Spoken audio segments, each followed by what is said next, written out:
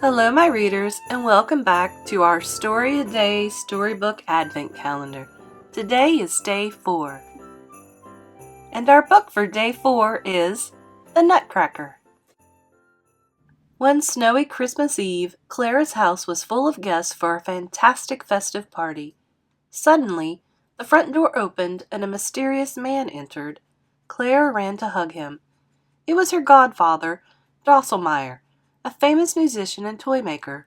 He made all the children special dolls that danced as if they were alive. He whispered to Clara, "I made this one just for you." It was a nutcracker made to look like a toy soldier. "Take care of him. He's magic," said Godfather Drosselmeyer, and Clara thought she saw the nutcracker smile at her. But Clara's brother Fritz was jealous, so he snatched the nutcracker and threw it. Crack! Tears streamed down Clara's face. Her beloved nutcracker was broken.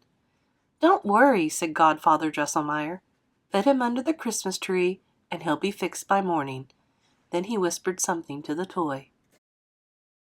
After the party, Clara went to bed, but she just couldn't sleep. She had to know if her nutcracker was okay. Clara tiptoed downstairs in her pajamas and curled up beside him. Suddenly, the clock struck midnight, and Clara felt herself getting smaller and smaller. Then there was a pitter-patter, and an army of giant mice appeared. "I'll defeat the Mouse King," someone called. It was the Nutcracker. He had come to life. Charge! The Nutcracker led his army of toy soldiers into battle. Boom went their candy cannons. Clash went the Mouse King's sword as it crashed into the Nutcracker's sword over and over. Clara knew she had to help. She threw her slipper at the Mouse King as hard as she could. He wibbled and wobbled, then fell to the ground. Thud.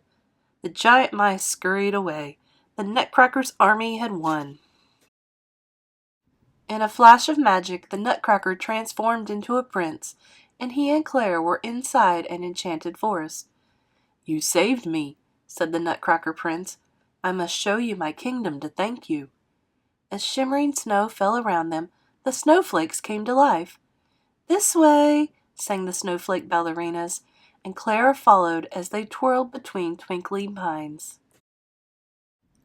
Soon Clara smelled the sweet scent of cotton candy as they arrived at a beautiful palace made entirely of delicious, colorful treats. "Welcome to the land of sweets," said a fairy named Sugar Plum. When the Nutcracker Prince explained how Clara had saved him, Sugar Plum clapped her hands and swished her wand. "We must celebrate!" Inside the palace, performers took to the stage dressed as candies from around the world. Beautiful music played as they pranced and twirled on the tips of their toes. Suddenly, Clara heard the toot of horns, and magical Mother Ginger spun into the spotlight, her giant ball gown swishing as she danced. Then her 8 children emerged from under her skirt. Next, the flower fairies performed a waltz. They fluttered in circles dressed in pretty petal skirts. Clara had never seen such dazzling colors before. She stood and clapped as the waltzing flowers disappeared behind the curtain. Sugar Plum performed the last dance of the show. She seemed to float on air as she leaped across the stage and pirouetted. "She's so graceful," whispered Clara. After Sugar Plum took her final bow, she called Clara and the Nutcracker Prince onto the stage. "I declare you rulers of the land of sweets," she cried, placing golden crowns on their heads. But then it was time to leave. With a sprinkle of fairy dust, a sleigh magically appeared. "Goodbye!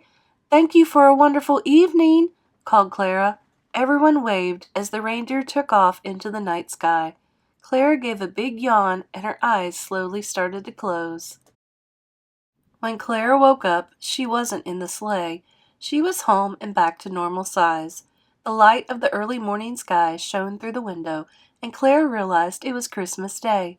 She felt excited, but then she remembered the Nutcracker Prince. Where was he? "There you are," Clara called. The Nutcracker was a toy once more, and he was exactly where she had left him on Christmas Eve. Just as her grandfather promised, he was as good as new. "What a magical Christmas," said Clara.